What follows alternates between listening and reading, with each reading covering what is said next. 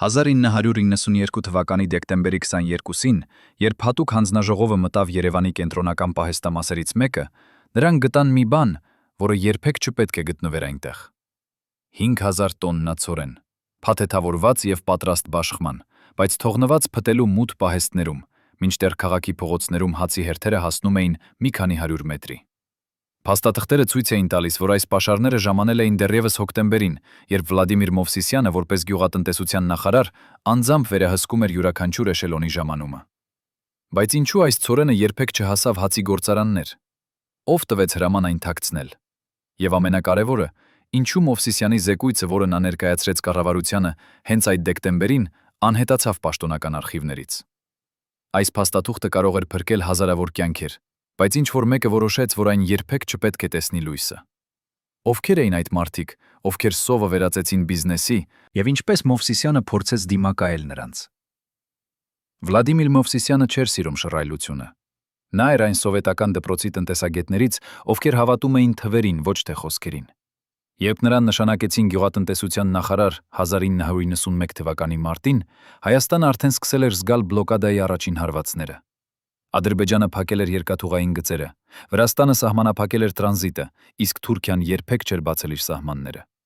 Մովսիսյանը գիտեր, որ երկիրը ունի ընդամենը 6 ամիս պաշար, եթե ոչինչ չփոխվի։ Նա անմիջապես սկսեց աշխատել այլընտրանքային մատակարարման ուղիների վրա, Իրանի միջոցով, Ռուսաստանի հյուսիսային երթուղիներով, նույնիսկ ավիացիայի միջոցով փոքր խմբաքանակներ բերելու համար։ Բայց ամեն անգամ, երբ նա ներկայացնում էր իր ծրագրերը կառավարությանը, նա բախվում էր տարօրինակ դիմադրության։ Որոշ նախարարներ պնդում էին, որ բյուջեն չի թույլատրում այդպիսի ծախսեր։ Ուրիշներ ասում էին, որ ժողովուրդը պետք է սովորի ավելի քիչով ապրել։ Մովսիսյանը չէր հասկանում, ինչու իր գործընկերները, ովքեր երբեմն ինքն էին խոսել սոցիալական արդարության մասին, հիմա այդքան անտարբեր էին մարդկանց տառապանքների նկատմամբ։ 1992 թվականի հունվարին Մովսիսյանը ստացավ հեռախոս իր հին ընկերոջից, ով աշխատում էր Երևանի կայարանում։ Ընկերը նրան ասաց, որ գիշերը ժամանել է 3 վագոն ալյուրով, բայց դրանք չեն բեռնաթափվել սովորական պահեստներում։ Փոխարենը դրանք տեղափոխվել են մասնավոր պահեստամաս, որը պատկանում էր մի նոր ստեղծված ընկերության՝ Արարատ Էքսպորտ։ Մովսիսյանը երբեք չէր լսել այդ ընկերության մասին։ Նա սկսեց հետաքննություն եւ պարզեց, որ Արարատ Էքսպորտը գրանցվել էր ընդամենը 2 ամիս առաջ, եւ դրա տնօրենը եղբայրը էր մի բարձրաստիճան պաշտոնյայի, ով նստում էր կառավարության նիստերում Մովսիսյանի կողքին։ Երբ նա փորձեց բարձրացնել այս հարցը հաջորդ նիստում նրան ասացին, որ սա մասնավոր բիզնեսի հարց է, եւ նախարարությունը չպետք է միջամտի։ Բայց Մովսիսյանը չէր կարող լռել։ Նա գիտեր, որ այդ ալյուրը պետք է բաշխվեր հացի գործարաններին անվճար, որպես պետական օգնություն։ Փոխարենը, ինչ որ մեկը այն վերածում էր առևտրի։ Ով էր այդ մարդը, եւ ինչքան բարձր էր նա կառավարական հիերարխիայում, որ կարողանում էր անտեսել նախարարի հարցերը։ Փետրվարի վերջին Մովսիսյանը որոշեց գործել ինքնուրույն։ Նա հավաքեց իր ամենավստահելի մարդկանց, 3 տեսուչ, ովքեր աշխատել էին նրա հետ դեռևս սովետական տարիներին, եւ ասաց նրանց հետևել բոլոր էշելոններին, որոնք ժամանում էին Երևան։ Նրանք պետք է գրանցեին յուրաքանչյուր վագոնի համարը, բեռի քաշը եւ ամենակարևորը, տեսնեին, թե որտեղ է այն վերջում։ 2 շաբաթվա ընթացքում տեսուչները վերադարձան ցնցող տեղեկություններով։ 17 վագոն ցորենով եւ ալյուրով, որոնք պաշտոնապես գրանցված էին որպես հումանիտար օգնություն, փաստորեն տեղափոխվել էին մասնավոր պահեստներ։ Ավելին, այդ պահեստներից մի մասը գտնվում էր ոչ թե Երևանում, այլ Գյումրիում եւ Վանաձորում, քաղաքներում, որտեղ սովը ավելի սուր էր, քան մայրաքաղաքում։ Մովսիսյանը հասկացավ, որ սա ավելին էր, քան պարզ կոռուպցիա։ Սա էր համակարգված գործողություն, որը ներառում էր մարդկանց տարբեր մակարդակներից։ Նա սկսեց կազմել մանրամասն զեկույց, անուններով, ամսաթվերով, վագոնների համարներով։ Բայց նա չգիտեր, որ ինչ-որ մեկը արդեն հետևում էր նրա քայլերին։ Մարտի 10-12-ին, երբ Մովսիսյանը վերադառնում էր իր գրասենյակ ուշ երեկոյան, նա նկատեց, որ նրա սեղանի դարակները բաց են։ Փաստաթղթերը, որոնք նա հավաքել էր վերջին 2 ամիսների ընթացքում, անհետացել էին։ Միայն մի փոքր նշում էր մնացել, գրված ձեռքով, առանց ստորագրության։ Դադարեցրեք հետաքննությունը, եթե ցանկանում եք պահպանել ձեր պաշտոնը։ Մովսիսյանը զայրացավ, բայց նաև վախեցավ։ Նա հասկացավ, որ խաղում է վտանգավոր խաղ, բայց նա չէր կարող հրաժարվել։ Հաջորդ օրը նա գնաց ուղղակի վարչապետի մոտ եւ պահանջեց անհապաղ հանդիպում։ Վարչապետը ընդունեց նրան, բայց նրա դեմքի արտահայտությունը ցույց էր տալիս, որ նա արդեն գիտեր, թե ինչի մասին է խոսքը։ Մովսիսյանը սկսեց պատմել իր հայտնագործությունների մասին, բայց վարչապետը ընդհատեց նրան եւ ասաց. «Վլադիմիր, դուք չեք հասկանում իրավիճակը։ Մենք պատերազմի մեջ ենք։ Մենք չունենք ռեսուրսներ վերահսկելու ամեն մի բիզնես։ Եթե մասնավոր ընկերությունները կարող են բերել ցորեն, թող բերեն։ Մենք չենք կարող նրանց արգելել»։ Մովսիսյանը չէր կարող հավատալ իր ականջներին։ Վարչապետը, ում նա հարգում էր որպես պատվավոր մարդ, հիմա արդարացնում էր կողոպուտը։ Նա հասկացավ, որ կոռուպցիան ավելի խորն էր, քան նա կարծում էր։ Ապրիլին Մովսիսյանը որոշեց փոխել իր մոտեցումը։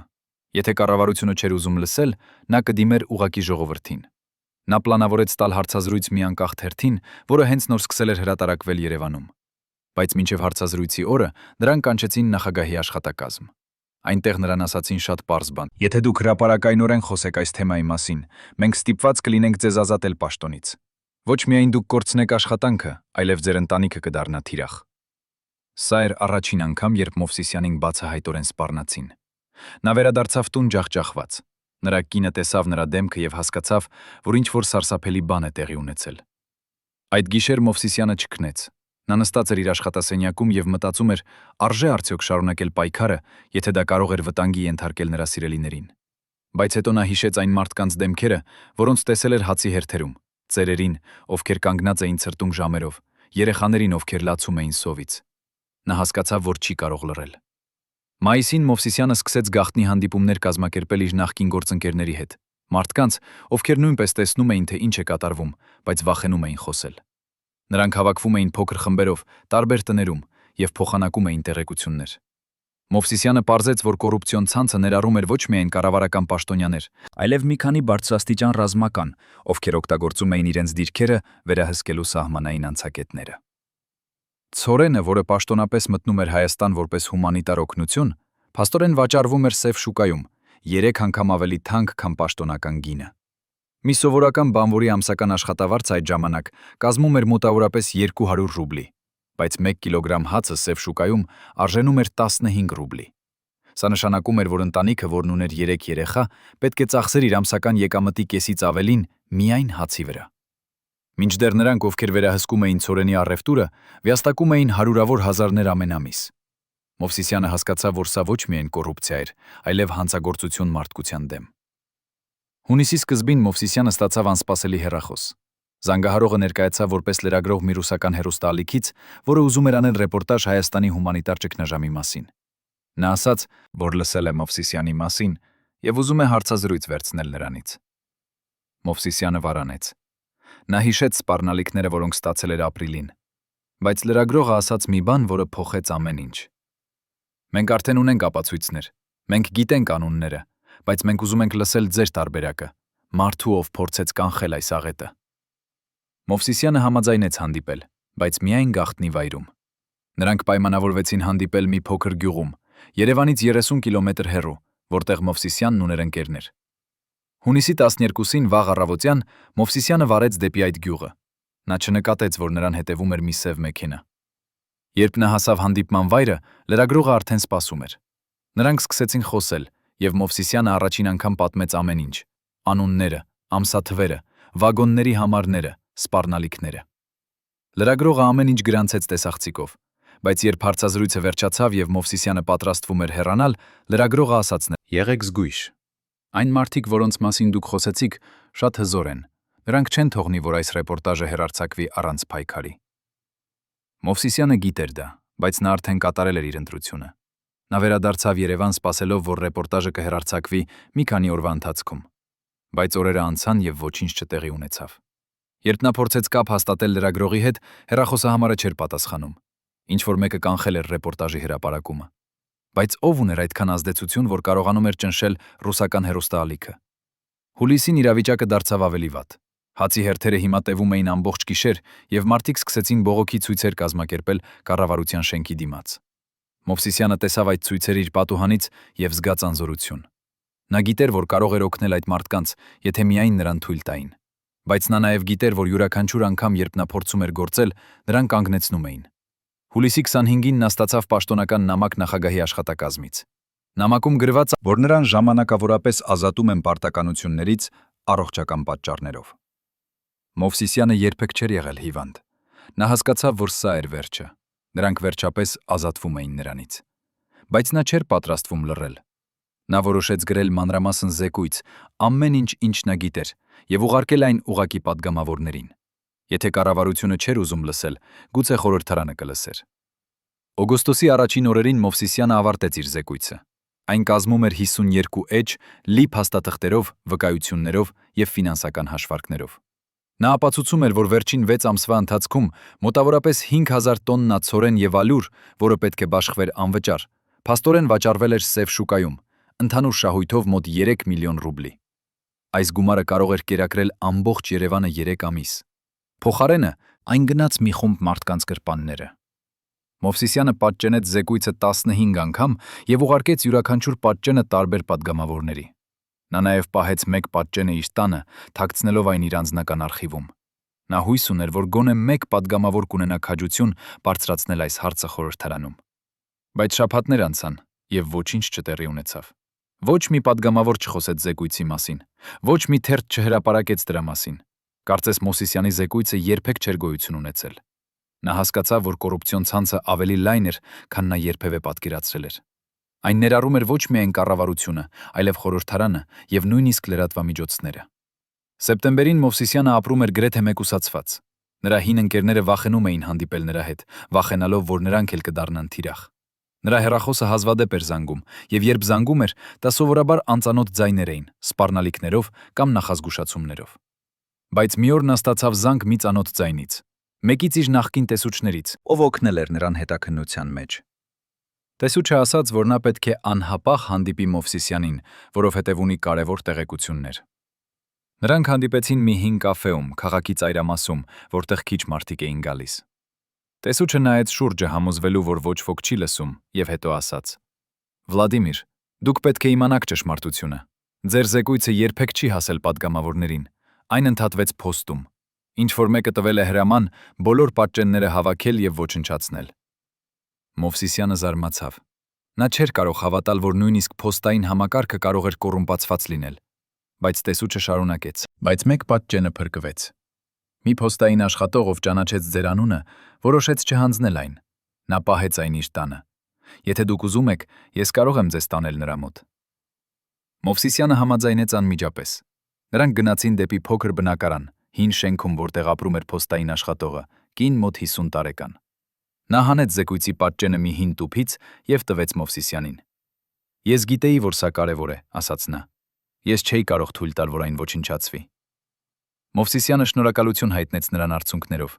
Նա հասկացավ, որ դեռ կային մարդիկ, ովքեր հավատում էին արդարությանը։ Հոկտեմբերին Մովսիսյանը որոշեց փորձել վերջին միջոցը։ Նա կապ հաստատեց մի միջազգային մարդասիրական կազմակերպության հետ, որը աշխատում էր Հայաստանում։ Նա պատմեց նրանց ամբողջ պատմությունը եւ ցույց տվեց զեկույցի պատճենը։ Կազմակերպության ներկայացուցիչները ցնցվեցին։ Նրանք խոստացան, որ կբարձրացնեն այս հարցը միջազգային մակարդակով եւ կպահանջեն հետաքննություն։ Մովսիսյանը զգաց հույս առաջին անգամ ամիսներ շարունակ։ Բայց մի շաբաթ անց կազմակերպության ներկայացուցիչները նորից կապ հաստատեցին նրա հետ եւ ասացին, որ նրանց խնդրել են չմիջամտել Հայաստանի ներքին գործերին։ Ով էր խնդրել նրանց։ Նրանք չէին ասում, բայց Մովսիսյանը կարող էր կռահել։ Կոռուպցիոն ցանցը ուներ միջազգային կապեր։ Նրանք կարող էին ազդել նույնիսկ օտարերկրյա կազմակերպությունների վրա։ Մովսիսյանը հասկացավ, որ նա պայքարում էր ոչ միայն մի խումբ կոռումպացված պաշտոնյաների դեմ, այլև ամբողջ համակարգի դեմ, որը պաշտպանում էր նրանց։ Նոյեմբերին ցուրտը դարձավ անտանելի։ Երևանում էլեկտրականությունը կար միայն 2 ժամ օրական, եւ ջեռուցումը գրեթե չկար։ Մարդիկ այրում էին ամեն ինչ, ինչ կարող էին գտնել։ Հին կահույք, գրքեր, նույնիսկ ծառերի ճյուղեր պարկերից։ Հացի հերթերը հիմա սկսվում էին կեսգիշերից, եւ մարդիկ բերում էին ծածկոցներ տաքանալու համար։ Մովսիսյանը ամեն օր քայլում էր այդ հերթերով եւ զրուցում էր մարդկանց հետ։ Նրանք պատմում էին նրան իրենց տառապանքների մասին, ինչպես են նրանք կորցրել իրենց աշխատանքները, ինչպես են նրանց երեխաները հիվանդանում սովից եւ ցրտից, ինչպես են նրանք կորցրել հույսը, որ իրավիճակը երբևէ կբարելավվի։ Մովսիսյանը լսում էր այս պատմությունները եւ զգում էր անզորություն։ Նա գիտեր, որ կարող էր օգնել այդ մարդկանց, եթե միայն նրան թույլ տային, բայց նա նաեւ գիտեր, որ համակարգը ավելի հզոր էր, քան նա։ Նա սկսեց մտածել, թե արդյոք նրա պայքարը արժեր, արդյոք նա փոխեց ինչ-որ բան, թե նա պարզապես վատնեց իր ժամանակը եւ վտանգեց իր ընտանիքը։ Դեկտեմբերի սկզբին Մովսիսյանը ստացավ վերջին զանգը իր նախկին տեսուչներից մեկից։ Տեսուչը ասաց, որ նա լսել է, որ կառավարությունը պլանավորում է վերջապես բացել պահեստները եւ բաշխել ցորենը ժողովրդին։ Բայց սա կլինի միայն փոքր մասը, մոտ 500 տոննա, մինչդեռ պահեստներում բեռկային հազարավոր տոննաներ։ Մովսիսյանը հարցրեց. «Ինչու միայն փոքր մասը»։ Տեսու չասաց, որ մնացածը արդեն վաճառված էր մասնավոր գնորդներին Վրաստանում եւ Ռուսաստանում։ Այն մարդիկ, ովքեր վերահսկում էին ցորենի առևտուրը, ուզում էին վերջին շահույթը ստանալ մինչև ձմեռը։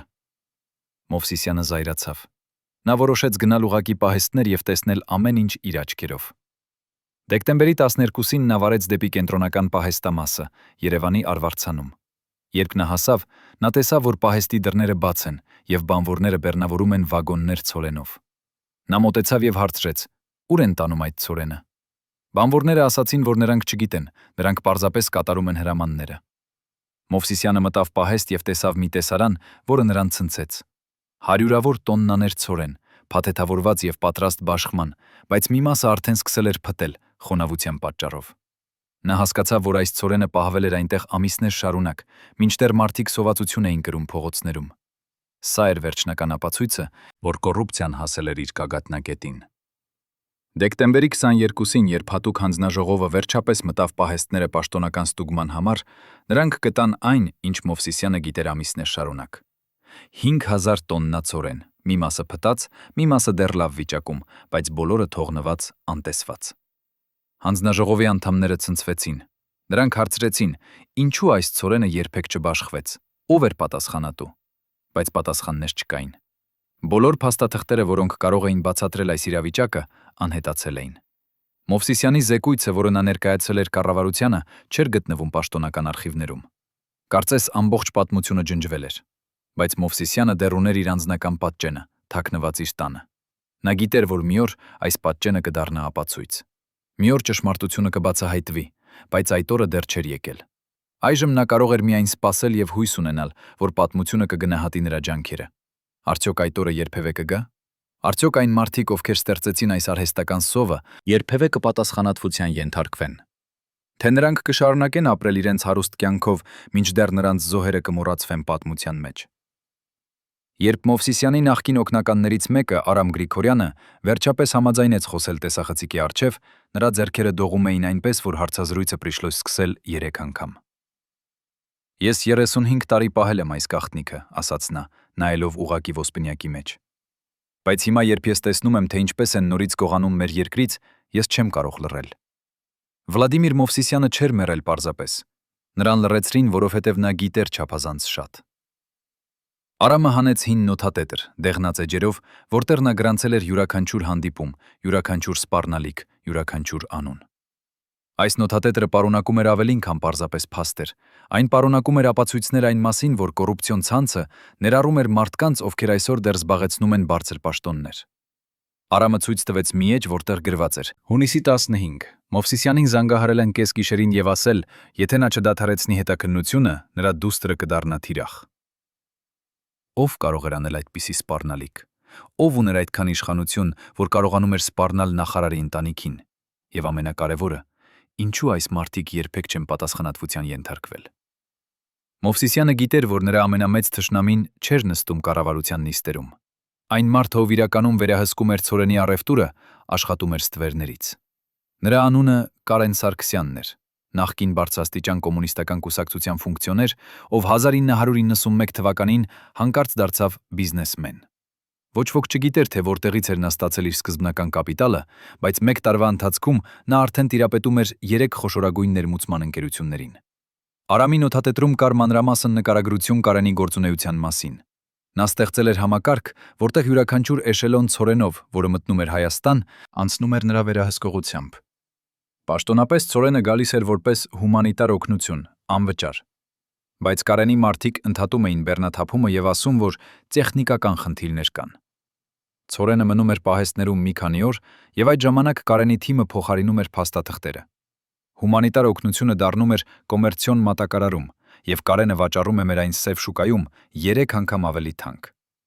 Մովսիսյանը հայտնաբերել էր այս սխեման հունիսին, բայց երբ նա փորձեց ձերբակալել Կարենին, նրան ասացին, որ Կարենը անձեռնմխելի է։ Ինչու՞։ Ովքեր էին նրան պաշտպանում։ Պատասխանը եկավ անսպասելի աղբյուրից։ Հուլիսի վերջին Մովսիսյանը ստացավ անանուն նամակ, առանց ետադարձ հասցեի։ Նամակում կար 1 էջ, ֆոտոպատճեն բանկային փոխանցման փաստաթղթի, որը ցույց էր տալիս, որ Կարեն Սարգսյանը ամեն ամիս փոխանցում էր $5,000 մի օֆշորային հաշվին Շվեյցարիայում։ Հաշվի սեփականատերը չէր նշված, բայց նամակի հեղինակը ավելացրել էր ձեռքով գրված նշում. այս հաշիվը պատկանում է ձեր ամենամոտ գործընկերներից մեկին։ Մովսիսյանը սկսեց հետաքննություն եւ պարզեց, որ այդ ժամանակահատվածում միայն 3 մարդ կառավարությունից ուներ օֆշորային հաշիվներ Շվեյցարիայում։ Մեկը նրանցից էր Արթուր Մկրտչյանը, ֆինանսների փոխնախարարը, ով նստում էր Մովսիսյանի կողքին յուրաքանչյուր կառավարական նիստում եւ ժպտում էր նրան, երբ Մովսիսյանը խոսում էր սովի մասին։ Արթուրը միշտ ասում էր, որ նա աջակցում է Մովսիսյանի ջանքերին, բայց բյուջեն սահմանափակ է։ Հիմա Մովսիսյանը հասկացավ, թե ինչու Արթուրը միշտ գտնում էր պատճառներ չհատկացնելու գումար ցորենի ներմուծման համար։ Նա ինքը վաստակում էր այդ ցորենի առևտրից։ Յուրաքանչյուր էշելոն, որը չէր ժամանում, նշանակում էր ավելի շատ շահույթ Կարենի եւ Արթուրի համար։ Յուրաքանչյուր սովածություն մարդ փողոցում նշանակում էր ավելի շատ դոլար նրանց շվեյցարական հաշիվներում։ Մովսիսյանը որոշեց դիմակայել Արթուրին ուղղակիորեն։ Օգոստոսի 2-ին նա մտավ Արթուրի գրասենյակ առանց նախապես զանգահարելու։ Արթուրը զարմացավ տեսնելով նրան, բայց արագ վերականգնեց իր ժպիտը։ «Վլադիմիր, ինչ անակնկալ հաճելի այց», ասաց նա։ Մովսիսյանը չնստեց։ Նա դրեց բանկային փոխանցման ֆոտոպատճենը Արթուրի սեղանին եւ ասաց. «Բացատրիր ինձ, թե ինչու դու ստանում ես գումար Կարեն Սարգսյանից»։ Արթուրի դեմքը դարձավ գունատ։ Նա փորձեց ժպտալ, բայց նրա ձայնը դողում էր։ «Ես չգիտեմ, թե որտեղից ես ստացել այդ փաստաթուղթը, բայց դա կեղծիք է։ Ես երբեք չեմ ստացել գումար Կարենից»։ Մովսիսյանը նայեց նրա աչքերին եւ տեսավ ստախոսությունը։ «Արթուր, ես գիտեմ ամեն ինչ», ասաց նա։ «Ես գիտեմ, թե ինչպես դու եւ Կարենը բաժանում եք շահույթը։ Ես գիտեմ, թե ինչու դու միշտ արգելափակում ես իմ ծրագրերը։ Եվ ես գիտեմ, որ դու ես այն մարդը, ով գողացավ իմ զեկույցը փոստից»։ Արթուրը ոտքի ելավ։ Նրա դեմքը հիմա կարմիր էր զայրույթից։ «Դու չունես ապացույցներ», ասաց նա։ «Եվ նույնիսկ եթե ունես, ով է քեզ հավատալու։ Դու արդեն կորցրել ես քո պաշտոնը, դու ոչ ոք ես»։ Մովսիսյանը ժպտաց։ «Ես կարող եմ լինել ոչ ոք», ասաց նա, «բայց ես դեռ ունեմ ձայն, եւ ես կօգտագործեմ այդ ձայնը պատմելու ամբողջ աշխարհին, թե ինչ դու արեցիր»։ Արթուրը մոտեցավ նրան եւ շշնջաց. «Եթե դու փորձես խոսել, դու կմեռնես։ Ոչ թե փոխաբերական իմաստով։ Դու իրականում կմեռնես, եւ քո ընտանիքը նույնպես»։ Սա էր առաջին անգամ, երբ ինչ-որ մեկը բացահայտորեն սպառնում էր Մովսիսյանի կյանքին։ Նա դուրս եկավ գրասենյակից դողալով, բայց ոչ վախից, այլ զայրույթից։ Նա հասկացավ, որ այս պայքարը դարձել էր անձնական։ Սեպտեմբերի սկզբին Մովսիսյանը սկսեց զգալ, որ նրան հետևում են։ Ամեն անգամ, երբ նա դուրս էր գալիս տնից, նա նկատում էր նույն սև մեքենան, կայանված իր փողոցում։ Երբ նա քայլում էր քաղաքում, նա զգում էր հայացքներ իր վրա։ Նրա հեռախոսը սկսեց տարօրինակ ձայներ հանել, կարծես ինչ-որ մեկը լսում էր նրա զրույցները։ Նա պատմեց իր կնոջը, եւ նա աղաչեց նրան դադարեցնել պայքարը։ «Վլադիմիր, խնդրում եմ», ասաց նա արցունքներով, «մենք ունենք երեխաներ, մենք ունենք թոռներ, մի վտանգիր նրանց կյանքը քո սկզբունքների համար»։ Բայց Մովսիսյանը չէր կարող դադարեցնել։ Նա տեսնում էր այն մարդկանց դեմքերը հացի հերթերում, ծերերին, ովքեր կորցրել էին իրենց խնայողությունները, երեխաներին, ովքեր չէին ճաշել օրեր շարունակ, մայրերին, ովքեր լացում էին, որովհետև չէին կարող կերակրել իրենց ընտանիքները։ Նա չէր կարող դավաճանել այդ մարդկանց։ Նա որոշեց շարունակել անկախ հետևանքներից։ Բայց նա նաև որոշեց պաշտպանել իր ընտանիքը։ Նա ուղարկեց իր կնոջը եւ երեխաներին Ռուսաստան, իր քրոջ մոտ, ասելով, որ դա ժամանակավոր է, մինչև իրավիճակը հանգստանա։ Նրանք չէին ուզում գնալ, բայց Մովսիսյանը պնդեց։ Նա գիտեր, որ սա միակ ճանապարհն էր նրանց անվտանգ պահելու համար։ Սեպտեմբերի 15-ին Մովսիսյանը ստացավ հեռախոս մի անծանոթ տղամարդուց, ով ասաց, որ ուզում է հանդիպել նրա հետ, քննարկելու փոխադարձ շահերի հարց։ Մովսիսյանը կասկածեց, բայց տղամարդը ասաց մի բան, որը գրավեց նրա ուշադրությունը։ «Ես ունեմ ապացույցներ Արթուր Մկրտչյանի եւ Կարեն Սարգսյանի դեմ, ապացույցներ, որոնք կարող են նրանց բանտ ուղարկել»։ Մովսիսյանը համաձայնեց հանդիպել, բայց միայն հրապարակային վայրում։ Դրանք պայմանավորվեցին հանդիպել մի կաֆեում, քաղաքի կենտրոնում, որտեղ միշտ շատ մարդիկ կային։ Երբ Մովսիսյանը հասավ, տղամարդը արդեն սպասում էր։ Նա ներկայացավ որպես Գևորգ Հավաքյան, նախկին Կարենի գործընկեր, ով հիմա ուզում էր վրեժ լուծել։ «Կարենը խաբեց ինձ», ասաց Գևորգը։ «Նա խոստացել էր ինձ 10% շահույթից, բայց տվեց միայն 2։ Հիմա ես ուզում եմ, որ նա վճարի»։ Գևորգը հանեց մի ծրար, լի փաստաթղթերով։ Այնտեղ կային բանկային հաշիվներ, փոխանցումների գրանցումներ, նույնիսկ ձայնագրություններ Կարենի եւ Արթուրի զրույցներից։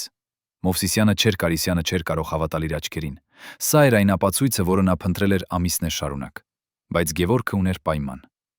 Ես կտամ քեզ այս ապացույցները, ասաց նա, բայց դու պետք է խոստանաս, որ երբ Կարենը բանտ գնա, նրա բիզնեսը կանցնի ինձ։ Մովսիսյանը զարմացավ։ Գևորգը չէր ուզում արդարություն, նա ուզում էր իշխանություն։ Նա ուզում էր փոխարինել Կարենին եւ շարունակել նույն կեղտոտ բիզնեսը։ Մովսիսյանը հրաժարվեց։ Ես չեմ կարող անել այդպիսի գործարք, ասաց նա։ Ես պայքարում եմ կոռուպցիայի դեմ, ոչ թե նոր կոռուպցիա ստեղծելու համար։ Գևորգը ժպտաց ցինիկ ժպիտով։ Ապա դու երբեք չես հաղթի, ասաց նա, որովհետև այս համակարգում միայն կեղտոտ մարդիկ են հաղթում։ Նա վերցրեց իր ծրարը եւ հեռացավ։ Մովսիսյանը մնաց նստած զգալով անհույսություն։ Նա հասկացավ, որ նույնիսկ նրանք, ովքեր ուզում էին օգնել նրան, ունեին իրենց սեփական կեղտոտ շահերը։ Արդյոք կար գոնե մեկ անկեղծ մարդ այս ամբողջ պատմության մեջ։ Հոկտեմբերին Մովսիսյանի առողջությունը սկսեց վատանալ։ Նա ունեցավ սրտի ցավեր, բայց հրաժարվեց գնալ բժշկի մոտ։ Նա վախենում էր, որ եթե նա գնա հիվանդանոց, ինչ-որ մեկը կօգտագործի այդ հնարավորությունը նրան վնասելու համար։ Նրա ընկերները նկատեցին, որ նա նիհարել է եւ դարձել անառողջ տեսքով, բայց Մովսիսյանը ասում է, որ ամեն ինչ կարգին է։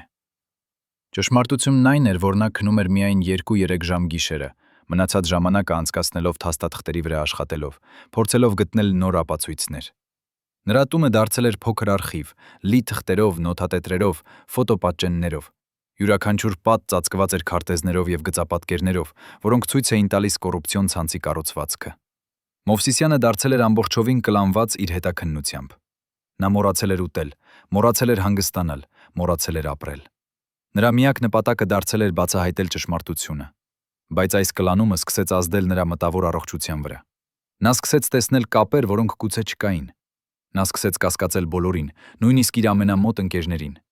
Նրա ընտանիքը, որը դեռ Ռուսաստանում էր, զանգահարում էր ամեն օր եւ աղաչում նրան դադարեցնել։ Բայց Մովսիսյանը չէր լսում։ Նա գիտեր, որ եթե նա դադարեցնի հիմա, ամեն ինչ, ինչ նա արել է, կլինի ընդունայն։ Նոյեմբերի սկզբին տեղի ունեցավ ինչ-որ բան, որը փոխեց ամեն ինչ։ Մովսիսյանը ստացավ փաթեթ, առանց ետադարձ հասցեի։ Ներսում կար մի վիդեոկասետ եւ մի նշում. «Դիտեք սա միայնակ»։ Մովսիսյանը դրեց կասետը իր հին վիդեոընկարիչում եւ սեղմեց play։ Էկրանին հայտնվեց Կարեն Սարգսյանը, նստած իր գրասենյակում, խոսելով ինչ-որ մեկի հետ, ում դեմքը չէր երևում։ Զրույցը տեղի էր ունեցել հոկտեմբերին, ըստ ամսաթվի էկրանի անկյունում։ Կարենը ասում էր. Մովսիսյանը դարձել է խնդիր, նա չի դադարում, մենք պետք է ինչ-որ բան անենք։ Անտեսանելի ձայնը պատասխանեց. Ինչ դու առաջարկում ես։ Կարենը լռեց մի պահ, հետո ասաց. մենք պետք է նրան հեռացնենք, ընդմիշտ։ Մովսիսյանի սիրտը սկսեց արագ բաբախել։ Նա լսում էր, թե ինչպես են նրանք պլանավորում նրա մահը։ Վիդեոն շարունակվեց։ Անտեսանելի ձայնը ասաց. դա վտանգավոր է։ Եթե ինչ-որ բան սխալ գնա, մենք բոլորս կգնանք բանտ։ Կարենը ժպտաց. Ոչինչ չի սխալվի։ Ես արդեն ունեմ մարդ, ով կկատարի աշխատանքը։ Դա կտեսվի որպես սրտի կաթված։ Մովսիսյանը ունի սրտի խնդիրներ, բոլորը գիտեն դա։ Ոչ ոք չի կասկածի։ Վիդեոն ավարտվեց։ Մովսիսյանը նստեց լռությամբ, փորձելով մարսել այն, ինչ նա հենց նոր տեսավ։ Ինչ-որ մեկը պլանավորում էր սպանել նրան, եւ նրանք պատրաստվում էին դա անել շուտով։ Բայց ով էր ուղարկել նրան այս վիդեոն։ Ով ուզում էր նախազգուշացնել նրան։ Եվ ամենակարևորը, ինչու։ Մովսիսյանը գիտեր, որ նա ունի սահմանափակ ժամանակ։ Եթե Կարենը իրականում պլանավորում էր նրան սպանել, նա պետք է գործեր արագ։ Նա որոշեց վերցնել բոլոր իր ապացույցները, նոթատետրերը, փաստաթղթերը, վիդեոկասետը եւ թաքցնել դրանք անվտանգ վայրում։ Նա ընտրեց իր հին ընկերոջ տունը, մարդու, ում նա վստահում էր ամբողջ սրտով։ Նոյեմբերի 12-ին ուշ երեկոյան Մովսիսյանը փաթեթավորեց ամեն ինչ մի մեծ տուփում եւ վարեց դեպի իր ընկերոջ տունը։ Նա նկատեց, որ սև մեքենան նորից հետևում էր նրան, բայց այս անգամ նա չվախեցավ։ Նա գիտեր, որ նա անում է ճիշտ բանը։ Երբ նա հասավ ընկերոջ տունը, նա տվեց նրան տուփը եւ ասաց. «Եթե ինձ ինչ-որ բան պատահի, խնդրում եմ, դուրս ա լրագրողներին, խոստացիր ինձ»։ Ընկերը խոստացավ, թեև նա չէր հասկանում, թե ինչու Մովսիսյանը այդքան լուրջ էր։ Մովսիսյանը վերադարձավ տուն զգալով թեթևություն։ Նա գիտեր, որ նույնիսկ եթե նրան ինչ-որ բան պատահի, ճշմարտությունը կպահպանվի։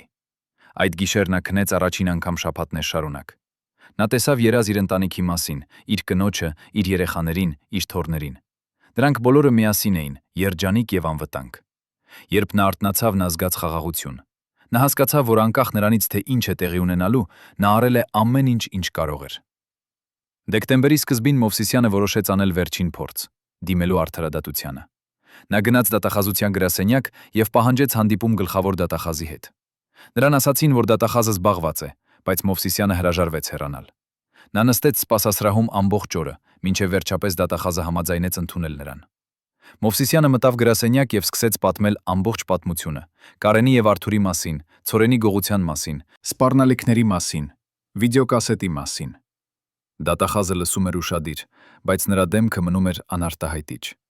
Երբ Մովսիսյանը ավարտեց, դատախազը ասաց. «Պարոն Մովսիսյան, ես հարգում եմ ձեզ եւ ձեր անցյալ ծառայությունը երկրին, բայց այն, ինչ դուք ինձ պատմեցիք, շատ լուրջ մեղադրանքներ են։ Ես չեմ կարող սկսել հետաքննություն հիմնվելով միայն ձեր խոսքերի վրա։ Ես պետք է ունենամ կոնկրետ ապացույցներ»։ Մովսիսյանը ասաց, որ նա ունի ապացույցներ, բայց դրանք անվտանգ վայրում են։ Դատախազը ասաց. «Ապա բերեք դրանք, եւ ես կսկսեմ հետաքննություն»։ Մովսիսյանը համաձայնեց եւ հեռացավ։ Բայց երբ նա դուրս եկավ շենքից, նա զգաց, որ ինչ-որ բան սխալ էր։ Դատախազը չէր ցույց տվել զարմանք կամ ցասում, երբ լսեց այդ սարսափելի մեղադրանքները։ Նա պարզապես նստել էր եւ լսել էր, կարծես նա արդեն գիտեր ամեն ինչ։ Մովսիսյանը հասկացավ, որ գուցե դատախազը նույնպես մաս էր կոռուպցիոն ցանցի։ Գուցե ոչ ոք չէր ուզում օգնել նրան։ Գուցե նա իրականում միայնակ էր այս պայքարում։ Դեկտեմբերի 12-ին, երբ հատուկ հանձնաժողովը վերջապես բացեց պահեստները եւ գտավ 5000 տոննա ցորեն, Մովսիսյանը չէր այնտեղ։ Նա նստած էր իր տանը, նայելով հեռուստացույցով լուրերին, որտեղ ցույց էին տալիս այդ հայտնագործությունը։ Լրագրողները խոսում էին սկանդալի եւ կոռուպցիայի մասին, բայց նրանք չէին նշում Մովսիսյանի անունը։ Նրանք չէին պատմում, թե ինչպես նա պայքարել էր ամիսներ շարունակ, բացահայտելու այս ճշմարտությունը։ Նրանք չէին պատմում, թե ինչպես նրան սպառնում, թե ինչպես նրան սպառնացել էին, ինչպես նրան լռեցրել էին, ինչպես նրան անտեսել էին։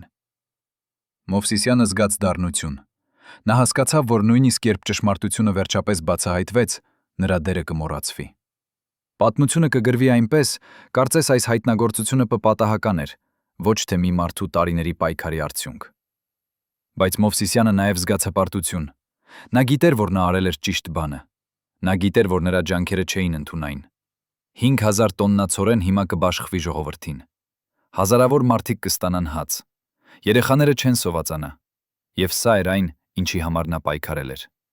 Ոչ թե փառքի կամ ճանաչման համար, այլ պարզապես որովհետև դա ճիշտ էր։ Արդյոք դա բավարար էր։ Արդյոք նրա զոհողությունը արժեր։ Արդյոք պատմությունը երբևէ կիմանա նրա անունը եւ կգնահատի նրա ջանքերը։ Պատկերացրեք, որ դուք եք այն 12 մարդկանցից մեկը, ովքեր գիտեին ամեն ինչ Մովսիսյանի մասին։ Յուրաքանչյուր բժշկական գաղտնիք, յուրաքանչյուր փախուստի պլան, յուրաքանչյուր թաքնված թունել Երևանի տակ։ Այժմ պատկերացրեք, որ պետք է ընտրություն կատարեք։ Պահպանել ձեր հավատարմությունը, թե փրկել ձեր կյանքը։ 1992 թվականի դեկտեմբերի 22-ին այս մարդիկ կատարեցին ընտրություն, որը փոխեց Հայաստանի պատմությունը։ Ինչն ստիպեց նրանց դավաճանել իրենց գերագույն ղեկավարին։ Այդ օրը, երբ Մովսիսյանի անձնական պահապանները հանկարծ անհետացան իրենց պաշտոններից, երբ նրա վստահելի օգնականները մեկը մյուսի հետևից հրաժարվեցին իրենց պարտականություններից, երբ նույնիսկ նրա ընտանեկան բժիշկը հրաժարվեց պատասխանել նրա զանգերին, բոլորը հասկացան, որ ինչ-որ անտեսանելի ուժ արդեն կայացրել էր վճիռը։ Այս 12 մարդիկ չէին խոսում միմյանց հետ, բայց բոլորն էլ զգացին նույն բանը՝ վախը, որը սառեցնում էր արյունի երակներում։ Ովքեր էին նրանք, եւ ինչպես նրանք իմացան, որ Մովսիսյանի օրերը հաշված են։ Դեկտեմբերի 15-ին Մովսիսյանի անձնական վարորդը Գագիկ Հարությունյանը, ով ծառայել էր նրան 11 տարի, մտավ նրա գրասենյակ եւ դրեց բանալիները սեղանին։ Նրա ձեռքերը դողում էին այնպես, որ բանալիները թխկում էին մետաղյա մակերեսին։ «Ես չեմ կարող շարունակել», ասաց նա, խուսափելով Մովսիսյանի հայացքից։ «Իմ ընտանիքը վտանգի մեջ է։ Ինձ ասացին, որ եթե ես շարունակեմ աշխատել ձեզ հետ, իմ դուստրը չի ընդունվի համալսարան։ Իմ որդին կորցնի իր աշխատանքը։ Իմ կինը չի ստանա բժշկական օգնություն, երբ նա դա կարիք ունենա»։ Մովսիսյանը նայեց այս մարդուն, ում նա համարում էր ընտանիքի անդամ, եւ տեսավ ոչ թե դավաճանություն, այլ անհույս ճնշում։ Գագիկը շարունակեց արդեն արցունքներով. «Նրանք ինձ ցույց տվեցին ֆոտոներ իմ երեխաներից դպրոցում։ Նրանք գիտեին, թե որ ժամին է իմ դուստրը դուրս գալիս դասարանից, որ փողոցով է քայլում իմ որդին տուն գնալիս։ Նրանք ասացին, որ պատահարները տեղի են ունենում ամեն օր, եւ ոչ ոք չի կարող պաշտպանել երեխաներին, եթե ծնողները կատարում են սխալ ընտրություններ»։ Մովսիսյանը հասկացավ, որ սա ավելին էր, քան պարզ սպառնալիք։ Սա էր համակարգված ահաբեկչություն, ուղղված ոչ թե նրա դեմ, այլ բոլոր նրանց դեմ, ովքեր համարձակվում էին մնալ նրա կողքին։ Նա ասաց Գագիկին գնալ եւ պաշտպանել իր ընտանիքը, բայց երբ վարորդը դուրս եկավ, Մովսիսյանը նստեց իր աթոռին եւ առաջին անգամ զգաց ամբողջական մեկուսացում։ Նա հասկացավ, որ նրանք ոչ միայն ուզում էին հեռացնել նրան, այլև ապահովել, որ երբ դա տեղի ունենա, ոչ ոք չլինի նրա կողքին, տեսնելու, լսելու կամ վկայելու։ Հաջորդ օրերին մեկը մյուսի հետևից Մովսիսյանի թիմի անդամները սկսեցին հեռանալ։ Նրա քարտուղարուհին հանկարծ հիվանդացավ եւ ուղարկվեց երկարաժամկետ արձակուրդի։ Նրա ֆինանսական խորհրդականը ստացավ անսպասելի առաջարկ մեկ այլ նախարարությունից եւ տեղափոխվեց հաջորդ օրը։ Նրա անվտանգության ղեկավարը պարզապես անհետացավ, առանց բացատրության, առանց հրաժեշտի։ Մովսիսյանը փորձեց կապ հաստատել նրանց հետ, բայց նրանց հեռախոսները չէին պատասխանում, կամ ինչ-որ անծանոթ ձայներ էին պատասխանում եւ ասում, որ այդ մարդիկ այլևս չեն աշխատում այդ համարներով։ Մինչև դեկտեմբերի 21-ը Մովսիսյանի գրասենյակում մնացել էր միայն նա ինքը եւ մի երիտասարդ օգնական, Արման Պետրոսյանը, ով նոր է սկսել աշխատել 2 ամիս առաջ եւ դեռ չէր հասցրել հասկանալ, թե ինչ վտանգի մեջ էր ինքը ընկել։ Արմանը մի օր հարցրեց Մովսիսյանին, ինչու բոլորը հեռացան։ Մովսիսյանը նայեց այս երիտասարդ մարդուն, ում աչքերում դեռ կար հավատ արդարության նկատմամբ, եւ ասաց, որովհետեւ նրանք ավելի խելացի են, քան ես։ Նրանք հասկացան, որ այս նավը խորտակվում է, եւ նրանք ցատկեցին ափ, մինչև Չուշ է։ Բայց ես չեմ կարող թողնել այս նավը, նույնիսկ եթե գիտեմ, որ այն խորտակվելու է։ Դեկտեմբերի 19-ի երեկոյան Մովսիսյանը նստած էր իր տան աշխատասենյակում, երբ նա լսեց տարօրինակ ձայն, կարծես ինչ-որ մեկը փորձում էր բացել նրա դռան կողպեքը։ Նա անմիջապես անջատեց լույսերը եւ մոտեցավ պատուհանին։ Փողոցում նա տեսավ 2 մարդկանց, մութ հագուստներով, ովքեր կանգնած էին նրա տան մոտ եւ խոսում էին հեռախոսով։ Մովսիսյանը հասկացավ, որ սրանք չէին պարզապես հսկողներ։ Սրանք էին նրանք, ովքեր պետք է կատարեին վերջնական աշխատանքը։ Նա արագ հավաքեց մի փոքր պայուսակ, մի քանի փաստաթուղթ, մի փոքր գումար եւ որոշեց հեռանալ տնից հետևի դռնով։ Բայց երբ նա բացեց հետևի դուռը, նա տեսավ 3-րդ մարդուն, կանգնած այգում։ Նրանք շրջափակել էին տունը։ Մովսիսյանը վերադարձավ ներս եւ փակեց բոլոր դռները։ Նա գիտեր, որ եթե նրանք իրականում ուզում էին մտնել, նրանք կկարողանային դա անել։ Բայց ինչու նրանք սպասում էին։ Ինչի համար էին նրանք սպասում։ Հետո նա հասկացավ։ Նրանք ուզում էին, որ նա վախենա, որ նա զգա անզորությունը, որ նա հասկանա, որ փախուստի ճանապարհ չկա։ Սա էր հոգեբանական խաղ, նախքան ֆիզիկական հարձակումը։ Մովսիսյանը նստեց իր աթոռին եւ սպասեց։ Նա չէր պատրաստվում տալ նրանց այն բավարարվածությունը, տեսնելու իրեն վախեցած։ Գիշերը անցավ տարօրինակ լռության մեջ։ Մարդիկը փողոցում մնացին իրենց դիրքերում, բայց չփորձեցին մտնել։ Մովսիսյանը չքնեց։ Նա նստած էր իր աշխատասենյակում, նայելով դեպի պատուհանը, մտածելով իր կյանքի մասին։ Նա հիշեց իր երիտասարդությունը, երբ նա հավատում էր, որ կարող է փոխել աշխարհը։ Նա հիշեց իր առաջին օրը որպես նախարար, երբ նա խոստացավ ծառայել ժողովրդին ազնվությամբ։ Նա հիշեց այն պահը, երբ նա առաջին անգամ հայտնաբերեց կոռուպցիան եւ որոշեց պայքարել դրա դեմ։ Նա հիշեց բոլոր այն մարդկանց, ովքեր նրան ասացին դադարեցնել, բայց նա չլսեց։ Արդյոք նա կատարեց սխալ ընտրություն։ Արդյոք նա պետք է լսեր նրանց եւ պահպաներ իր պաշտոնը, իր անվտանգությունը, իր ընտանիքի խաղաղությունը։ Բայց հետո նա հիշեց այն երեխաների դեմքերը հացի հերթերում, այն ծերերին, ովքեր մեռնում էին սովից եւ ցրտից, այն մայրերին, ովքեր լացում էին անզորությունից։ Եվ նա հասկացավ, որ նա չէր կարող անել այլ ընտրություն։ Նա ծնվել էր այդպիսին, մարդ, ով չէր կարող լռել անարդարության դիմաց։ Եվ եթե դա նշանակում էր, որ նա պետք է վճարի իր կյանքով, ապա այդպես թող լինի։ Առավոտյան, երբ արևը բարձրացավ, մարդիկը փողոցում հեռացան։ Մովսիսյանը դուրս եկավ տնից եւ տեսավ, որ նրանք թողել էին մի նշում նրա դռան վրա։ Նշումը ասում էր. «Դուք ունեք 24 ժամ լքելու երկիրը։ Եթե դուք մնաք, մենք չենք կարող երաշխավորել ձեր անվտանգությունը»։ Մովսիսյանը պատռեց նշումը եւ նետեց աղբամանը։ Նա չէր պատրաստվում փախչել։ Նա ապրել էր Հայաստանում իր ամբողջ կյանքը եւ նա պատրաստվում էր մեռնել այստեղ, եթե անհրաժեշտ լինի։ Նա գնաց իր գրասենյակ եւ շարունակեց աշխատել, կարծես ոչինչ չէր տեղի ունեցել։ Բայց նրա ներսում ինչ-որ բան փոխվել էր։ Նա այլևս չէր զգում վախ։ Նա զգում էր տարօրինակ խաղաղություն մարդու, ով արդեն կատարել է իր ընտրությունը եւ պատրաստ է ընդունել հետևանքները։ Արդյոք սա էր այն զգացումը, որը զգում են բոլոր նահատակները իրենց վերջին օրերին։ Արդյոք սա էր այն ազատությունը, որը գալիս է, երբ դու այլևս չունես ինչ կորցնելու։ Դեկտեմբերի 21-ին Մովսիսյանը որոշեց գնալ վերջին անգամ այն պահեստները, որտեղ ցորենը դեռ պահվում էր։ Նա ուզում էր տեսնել իր սեփական աչքերով, թե արդյոք վերջապես սկսել են բաշխել այն ժողովրդին։ Երբ նա հասավ, նա տեսավ երկար հերթ, հարյուրավոր մարդիկ, ովքեր սպասում էին ստանալ իրենց բաժինը։ Մովսիսյանը կանգնեց հեռվից եւ դիտեց այս տեսարանը։ Նա տեսավ, թե ինչպես են մարդիկ ստանում իրենց հացը, թե ինչպես են նրանց դեմքերը լուսավորվում երախտագիտությամբ։ Նա տեսավ մի ծեր կին, ով ստանալով իր հացը համբուրեց այն եւ սկսեց լալ։ Նա տեսավ մի երիտասարդ հայր, ով վազեց տուն իր երեխաներին կերակրելու համար։ Եվ այդ պահին Մովսիսյանը հասկացավ, որ նրա պայքարը չէր եղել ընդունայն։ Այո, նա կորցրել էր իր պաշտոնը։ Այո, նա կորցրել էր իր ընկերներին։ Այո, նա գուցե կորցնի իր կյանքը, բայց այս մարդիկ, ովքեր հիմա ստանում էին հաց, ապրում էին նրա շնորհիվ։ Եվ սա էր միակ բանը, որը կարևոր էր։ Նա դարձավ հեռանալու, բայց հանկարծ լսեց ինչ-որ մեկի ձայնը. «Պարոն Մովսիսյան»։ Նա շրջվեց եւ տեսավ մի երիտասարդ կնոջ, 3 երեխաներով։ Կինը մոտեցավ նրան եւ ասաց. «Շնորհակալություն։ Ես գիտեմ, թե ինչ դուք արեցիք մեզ համար։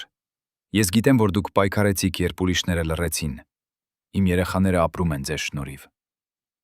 Մովսիսյանը չգիտեր, թե ինչ պատասխանել։ Նա պարզապես գրկեց այդ կնոջը եւ նրա երեխաներին եւ զգաց արցունքներ իր աչքերում։ Սա էր այն պահը, երբ նա հասկացավ, որ նրա կյանքն ուներ իմաստ։ Բայց երբ Մովսիսյանը վերադառնում էր տուն, նա նկատեց, որ սև մեքենան նորից հետևում էր նրան։ Այս անգամ այն չէր թաքնվում։ Այն բացահայտորեն երթևեկում էր նրա հետևից, կարծես ուզում էր, որ նա տեսնի։ Մովսիսյանը հասկացավ, որ ժամանակը սպառվում է։ Նրանք այլևս չէին սպասում։ Նրանք պատրաստվում էին գործել։ Երբ նա հասավ տուն, նա անմիջապես զանգահարեց իր ընտանիքին Ռուսաստան։ Նրա կինը պատասխանեց եւ Մովսիսյանը լսեց նրա ձայնը լի անհանգստությամբ։ «Վլադիմիր, երբ ես գալիս մեզ մոտ», հարցրեց նա։ Մովսիսյանը ուզում էր ասել ճշմարտությունը, բայց նա չէր կարող։ Նա չէր կարող ասել նրան, որ նա գուցե երբեք չտեսնի նրանց։ Փոխարենը նա ասաց. «Շուտով, սիրելիս, շատ շուտով։ Ես պարզապես պետք է ավարտեմ մի քանի բան այստեղ եւ հետո կգամ»։ Նրա կինը լռեց մի պահ, եւ Մովսիսյանը գիտեր, որ նա չի հավատում նրան։ Նա գիտեր, որ նրա կինը զգում էր, որ ինչ-որ բան սխալ է, բայց նա չասաց ոչինչ։ Նա պարզապես ասաց. «Ես սիրում եմ քեզ, Վլադիմիր, խնդրում եմ, եղիր զգույշ»։ Մովսիսյանը պատասխանեց. «Ես էլ եմ սիրում քեզ, եւ ես միշտ կսիրեմ»։ Երբ նա դրեց հեռախոսը, նա գիտեր, որ սա էր վերջին անգամը, երբ նա լսեց նրա ձայնը։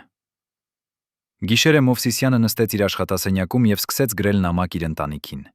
Նա գրեց ամեն ինչ, ինչ նա ուզում էր ասել նրանց, բայց երբեք չէր ունեցել քաջություն ասելու դեմ առ դեմ։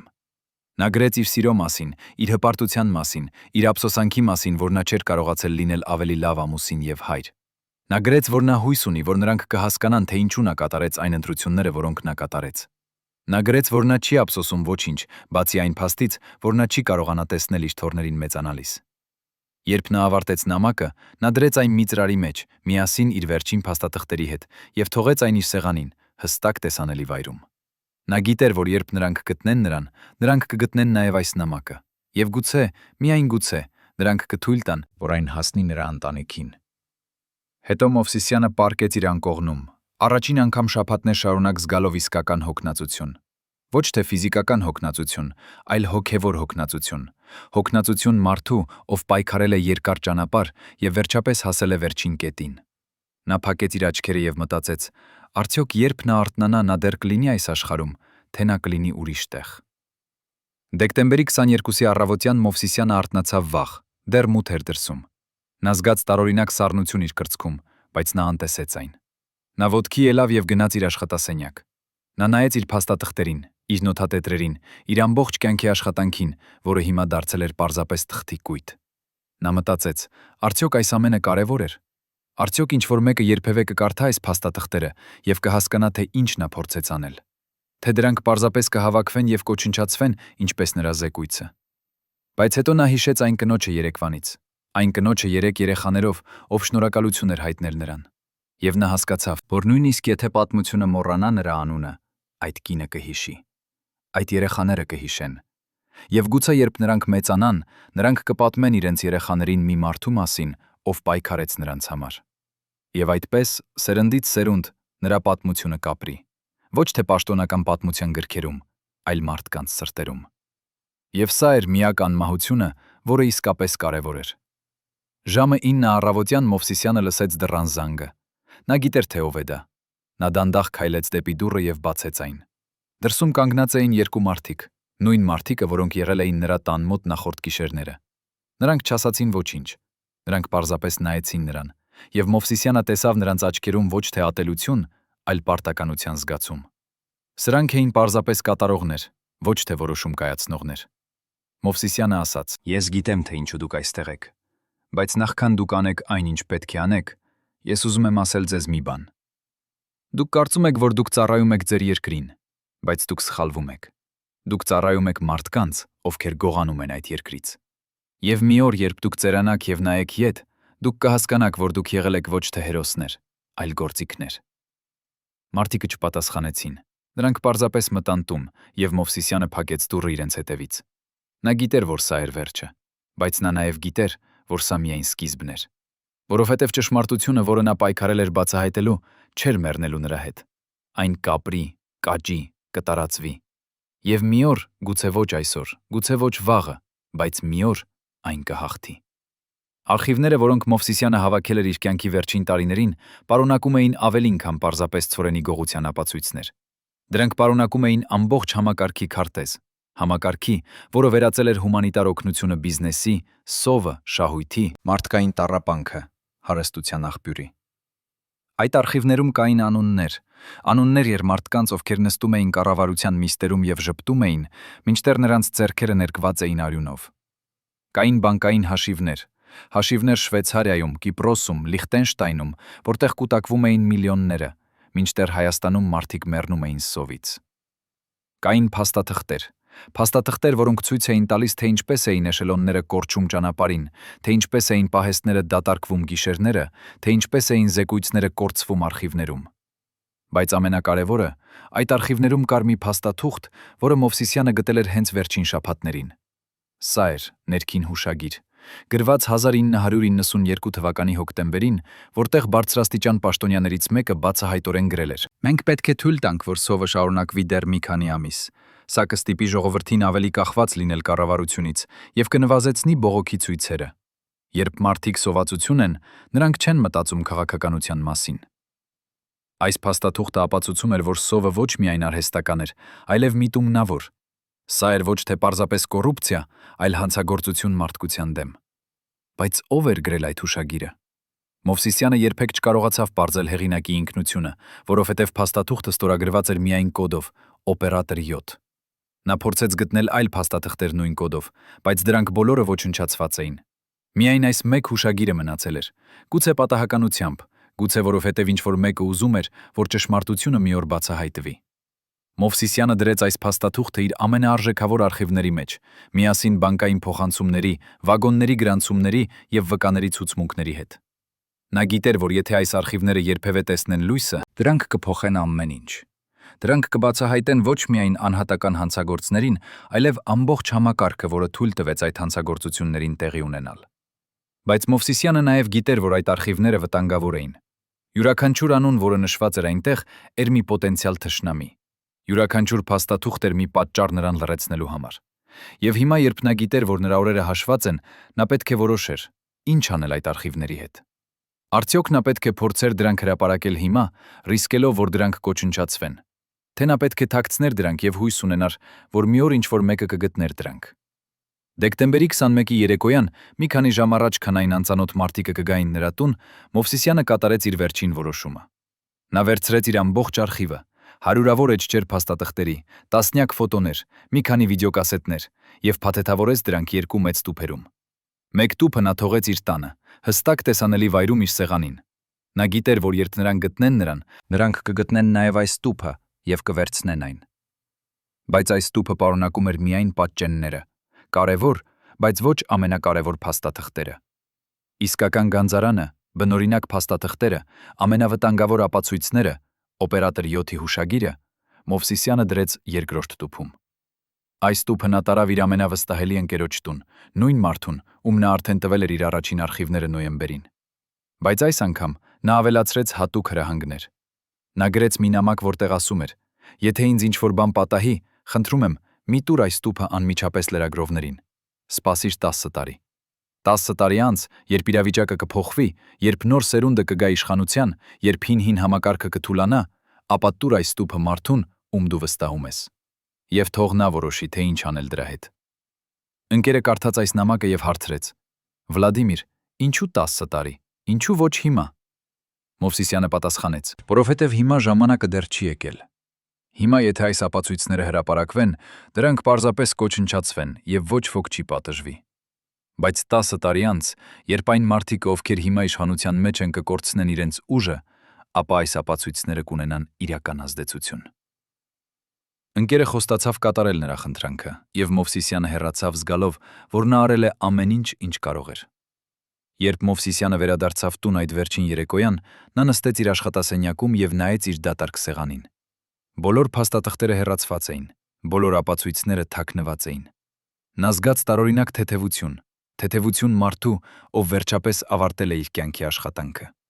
Նա մտածեց իր ընտանիքի մասին, իր կնոջը, ով սպասում էր նրան Ռուսաստանում, իր երեխաներին, ովքեր մեծացել էին եւ ստեղծել իրենց սեփական ընտանիքները, իր թոռներին, որոնց նա տեսել էր միայն ֆոտոներում։ Նա ցավում էր, որ չէր կարողանա տեսնել նրանց եւս մեկ անգամ, չէր կարողանա գրկել նրանց, չէր կարողանա ասել նրանց, թե որքան նա սիրում էր նրանց։ Բայց նա նաեւ գիտեր, որ նրանք կհասկանային։ Նրանք միշտ հասկացել էին նրան, նրա սկզբունքները, նրա պայքարը, նրա անկարողությունը լռել անարդարության դիմաց։ Եվ նա հույս ուներ, որ երբ նրանք իմանային ճշմարտությունը, նրանք կհպարտանային նրանով։ Ոչ թե որովհետև նա հերոս էր,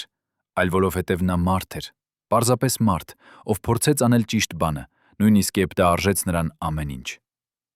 Արդյոք սա բավարար էր։ Արդյոք մի մարդու կյանքը կարող է փոխել աշխարհը։ Թե մենք բոլորս պարզապես փոքր կաթիլներ ենք անվերջ օվկիանոսում, եւ մեր անհատական ջանքերը երբեք չեն կարող ունենալ իրական ազդեցություն։ 35 տարի անց, երբ մարդը, ով պատասխանատու էր Մովսիսյանի անձնական անվտանգության համար, վերջապես համաձայնեց խոսել տեսախցիկի առջև, նրա առաջին խոսքերը եղան. Ես գիտեի, որ այսօրը կգա։ Ես սպասել եմ դրան 35 տարի։ Սերգեյ Ավետիսյանը նստեց մութ սենյակում, նրա դեմքը կիսով չափ ստվերների մեջ, եւ սկսեց պատմել պատմություն, որը երբեք չէր պատմվել։ Նա ասաց, որ դեկտեմբերի 22-ի առավոտյան, երբ նրան զանգահարեցին եւ ասացին, որ Մովսիսյանը մեռել է, նա անմիջապես հասկացավ, որ սա ոչ թե սրտի կաթված էր, ինչպես պաշտոնական զեկույցը ասում էր։ Նա վազեց դեպի Մովսիսյանի տուն եւ տեսավ տեսարան, որը հետապնդել է նրան ամբողջ կյանքը։ Մովսիսյանը պառկած էր իր աշխատասենյակում, նրա դեմքը խաղաղ էր, բայց նրա շուրջը ամեն ինչ խառնաշփոթ էր։ Փաստաթղթերը ծրված էին հատակին, դարակները բացված էին, սեղանի վրա կար դատարկ տուփ։ Սերգեյը հասկացավ, որ ինչ-որ մեկը եղել է այնտեղ նրանից առաջ։ Ինչ-որ մեկը փնտրել էր ինչ-որ բան։ Բայց ամենասարսափելին այն էր, որ երբ Սերգեյը ստուգեց Մովսիսյանի մարմինը, նա նկատեց փոքր ներարկման հետք նրա պարանոցին։ Սա չէր սրտի կաթված, սա էր սպանություն։ Ով էր այն մարդ, ով մտավ այդ տուն այդ առավոտյան։ Ինչպես նա անցավ անվտանգության համակարգով, եւ ամենակարևորը, ինչ նա փնտրում էր այնտեղ։ Սերգեյը շարունակեց իր պատմությունը ձայնը դողալով։ Նա ասաց, որ երբ նա փորձեց զեկուցել իր կասկածները, նրան անմիջապես լռեցրին։ Նրան կանչեցին բարձրաստիճան պաշտոնյայի գրասենյակ եւ ասացին շատ պարզ բան. Դու տեսար սրտի կաթված։ Դու տեսար ծեր մարդու, ով չդիմացավ սթրեսին։ Դու ոչինչ այլ չտեսար։ Եթե դու փորձես ասել այլ բան, քո ընտանիքը կտուժի։ Սերգեյը ուներ 2 փոքր երեխա այդ ժամանակ։ Նա չէր կարող ռիսկել նրանց կյանքը, այնպես որ նա լռեց։ Նա ստորագրեց պաշտոնական զեկույցը, որտեղ գրված էր սրտի կաթված, եւ փորձեց մոռանալ այն, ինչ նա տեսել էր։ Բայց նա երբեք չկարողացավ մոռանալ։ Յուրաքանչյուր գիշեր նա տեսնում էր ու մեր Մովսիսյանի դեմքը իր երազներում։ Յուրաքանչյուր առավոտ նա արթնանում էր մեղքի զգաքի զգացումով։ Նա գիտեր, որ նա դավաճանել էր մարդուն, ում նա երդվել էր պաշտպանել, եւ այս մեղքը ուտում էր նրան ներսից տարիներ շարունակ։ Հիմա, երբ նա ծեր էր եւ նրա երեխաները մեծացել էին, նա վերջապես ուներ քաջությունը խոսել։ Բայց արդյոք չափազանց ուշ էր։ Արդյոք ինչ-որ մեկը հավատալու էր նրան 35 տարի անց։ Արդյոք ճշմարտությունը դեռ կարևոր էր, երբ բոլոր գլխավոր դերակատարները արդեն մեռել էին կամ անհետացել էին։ Բայց Սերգեյը ոչ միայն պատմեց իր պատմությունը, նա նաև բերեց ապացույց։ Նա հանեց հին ֆոտոխցիկ, այն ֆոտոխցիկ, որով նա լուսանկարել էր Մովսիսյանի մարմինը այդ առավոտյան։ Նա ասաց, որ նա արել էր դա ինստինկտիվորեն, զգալով, որ ինչ-որ բան սխալ էր եւ ուզենալով ունենալ ապացույց, եթե երբևէ անհրաժեշտ լիներ։ Այդ ֆոտոները նա պահել էր 35 տարի, թաքնված իր տան ամենախորը անկյունում, երբեք ոչ ոքի ցույց տալով։ Հիմա նա դրանք հանեց եւ դրեց սեղանին։ Ֆոտոները ցույց էին տալիս Մովսիսյանի մարմինը, եւ եթե ուշադիր նայիր, կարող էիր տեսնել այն փոքր կարմիր կետը նրա պարանոցին, ներարկման հետքը։ Սերգեյը ցույց տվեց նաեւ մեկ այլ ֆոտո, Մովսիսյանի սեղանի վրա դատարկ տուփը։ Նա ասաց. «Ես գիտեի, որ այս տուփը կարևոր էր։ Մովսիսյանը երբեք չէր թողնի դատարկ տուփ իր սեղանին, եթե այն չունենար նշանակություն։ Ինչ որ մեկը վերցրել էր այն, ինչ այդ տուփի մեջ էր, բայց ինչ էր այնտեղ, եւ ով էր վերցրել այն»։ Այս հարցերը մնացել էին անպատասխան 35 տարի, բայց հիմա, երբ Սերգեյը խոսեց, նոր հետաքննություն սկսվեց, եւ այն, ինչ նրանք գտան, ցնցեց ամբողջ երկիրը։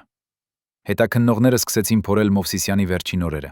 Դրանք հարցաքննեցին բոլորին, ովքեր ճանաչում էին նրան, ովքեր աշխատել էին նրա հետ, ովքեր տեսել էին նրան նրա վերջին շաբաթներին։ Եվ դանդաղորեն, կտոր առ կտոր, նրանք սկսեցին վերականգնել պատմությունը։ Նրանք պարզեցին, որ դեկտեմբերի 21-ի երեկոյան Մովսիսյանը այցելել էր իր հին ընկերոջը, Վահագն Գրիգորյանին։ Վահագնը սկզբում հրաժարվեց խոսել, բայց երբ նրան ցույց տվեցին Սերգեյի ֆոտոները, նա վերջապես կոտրվեց։ Նա ասաց, որ այո, Մովսիսյանը եկել էր նրա մոտ այդ երեկոյան եւ տվել էր նրան մի մեծ տուփ։ Մովսիսյանը ասել էր, որ այս տուփը պարունակում է ամենակարևոր փաստաթղթերը, եւ եթե նրան ինչ-որ բան պատահի, Վահագնը պետք է պահի այս տուփը 10 տարի եւ հետո տա այն վստահելի մարդու։ Վահագնը խոստացել էր, եւ Մովսիսյանը հեռացել էր։ Սա էր վերջին անգամը, երբ Վահագնը տեսավ իր ընկերոջը կենդանի։ Հետաքննողները հարցրին, ուր է այդ տուփը հիմա։ Վահագնը ասաց, որ նա պահել էր այն ճիշտ 10 տարի, ինչպես Մովսիսյանը խնդրել էր։ 1992 թվականից մինչև 2002 թվական նա պահել էր այն իր տան ամենաանվտանգ վայրում։ Եվ հետո 2002 թվականին նա տվել էր այն մի երիտասարդ լրագրողի, Անի Սարգսյանին, ով հայտնի էր իր քաջությամբ եւ ազնվությամբ։ Անի Սարգսյանը հիմա էր 135 տարեկան, բայց նրա հիշողությունը դեռ սուր էր։ Երբ հետաքննողները գտան նրան եւ հարցրին տուփի մասին, նա ժպտաց։ Նա ասաց. «Այո, ես հիշում եմ այդ տուփը»։ Երբ Վահագն Գրիգորյանը տվեց ինձ այն 2002 թվականին, նա ասաց, որ սա Մովսիսյանի վերջին կտակն է։ Նա ասաց, որ ես պետք է բացեմ այն եւ որոշեմ, թե ինչ անել դրա հետ։ Անին բացել էր տուփը եւ գտել էր ներսում հարյուրավոր էջեր փաստաթղթերի, բանկային հաշիվներ, փոխանցումների գրանցումներ, վագոնների համարներ, վկաների ցուցմունքներ եւ ամենակարևորը՝ մի հուշագիր, որը ստորագրված էր օպերատոր 7։ Այս հուշագիրը բացահայտորեն ասում էր, որ սովը միտումնավոր էր, որ այն ստեղծվել էր քաղաքական նպատակներով, որ բարձրաստիճան պաշտոնյաները գիտեին դրա մասին եւ թույլ տվեցին, որ այն շարունակվի։ Անին հասկացավ, որ սա էր այն պատմությունը, որը կարող էր փոխել ամեն ինչ։ Բայց նա նաև հասկացավ, որ 2002 թվականին Հայաստանը դեռ չէր պատրաստ այս ճշմարտության համար։ Հին համակարգը դեռ ուժեղ էր, հին մարդիկը դեռ իշխանության մեջ էին։ Եթե նա հրապարակեր այս փաստաթղթերը այդ ժամանակ, դրանք պարզապես կոչնչացվեին եւ նա ինքը կդառնար թիրախ։ Այնպես որ նա որոշեց սպասել։ Անին պահեց տուփը եւս 15 տարի։ Նա սպասեց, մինչև հին համակարգը սկսեց փլուզվել, մինչև նոր սերունդը եկավ իշխանության, մինչև հասարակությունը դարձավ ավելի բաց եւ պատրաստ ընդունել դժվար ճշմարտությունները։ Եվ հետո 2017 թվականին, երբ Հայաստանում տեղի ունեցավ մեծ քաղաքական փոփոխություն, երբ հին էլիտան կորցրեց իր ուժը, Անին վերջապես որոշեց գործել։ Նա հրապարակեց Մովսիսյանի արխիվները մի մեծ լրատվական կայքում։ Հոդվածը կոչվում էր «Կորած արխիվը. ինչպես Վլադիմիր Մովսիսյանը պայքարեց արհեստական սովի դեմ եւ վճարեց իր կյանքով»։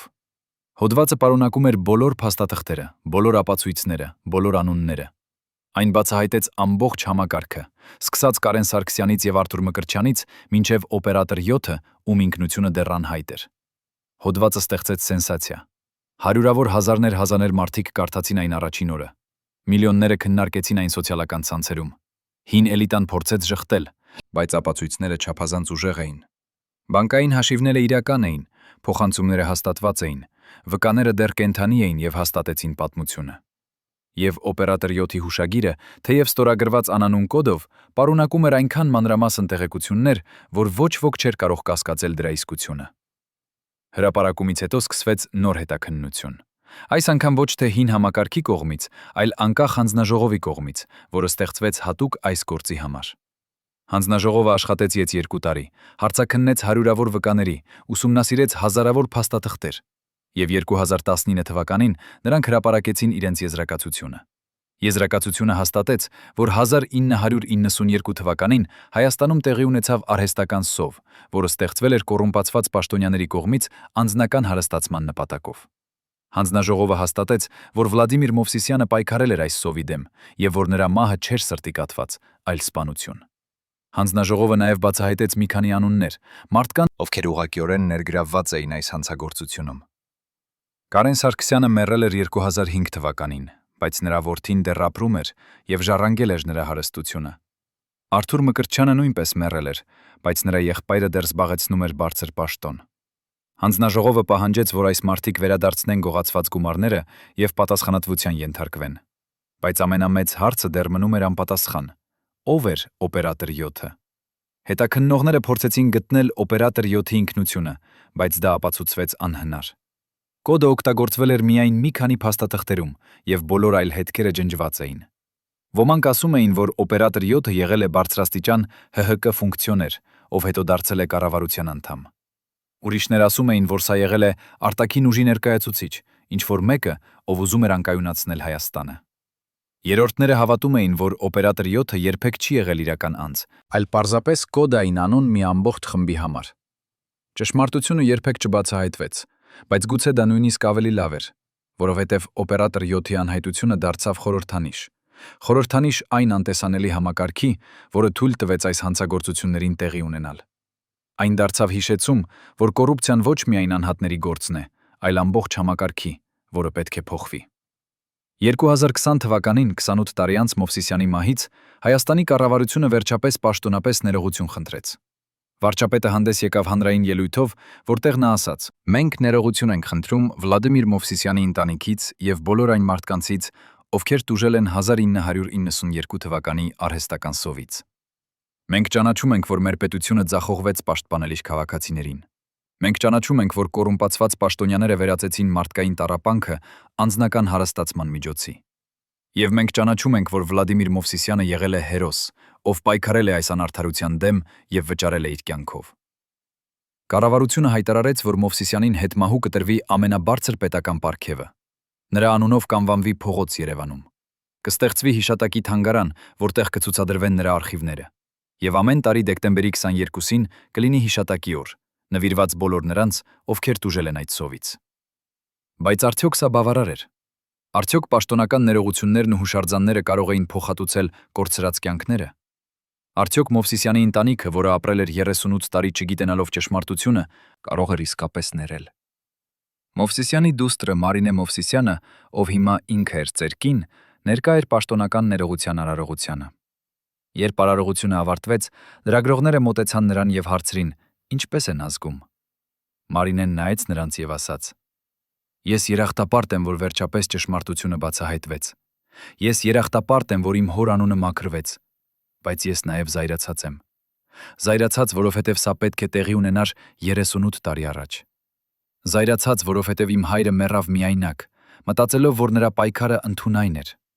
Զայրացած, որովհետև այն մարդիկը, ովքեր սպանեցին նրան, ապրեցին երկար եւ երջանիկ կյանք, մինչդեռ իմ հայրը թաղվեց անանուն գերեզմանում»։ Նրա ձայնը կոտրվեց, բայց նա շարունակեց. «Բայց ես նաեւ հպարտ եմ։ Հպարտ, որովհետև իմ հայրը չլռեց։ Հպարտ, որովհետև նա պայքարեց մինչև վերջ։ Եվ հպարտ, որովհետև նրա պատմությունը հիմա կապրի հավերժ։ Եվ գուցե, միայն գուցե, նրա զոհողությունը կանխի, որ նման բան երբևէ նորից տեղի ունենա»։ Բայց պատմությունը չավարտվեց այնտեղ։ 2021 թվականին, երբ Հայաստանում նորից սկսվեց քաղաքական ճգնաժամ, երբ նորից սկսեցին խոսել կոռուպցիայի եւ անարդարության մասին, մարդիկը սկսեցին հիշել Մովսիսյանի պատմությունը։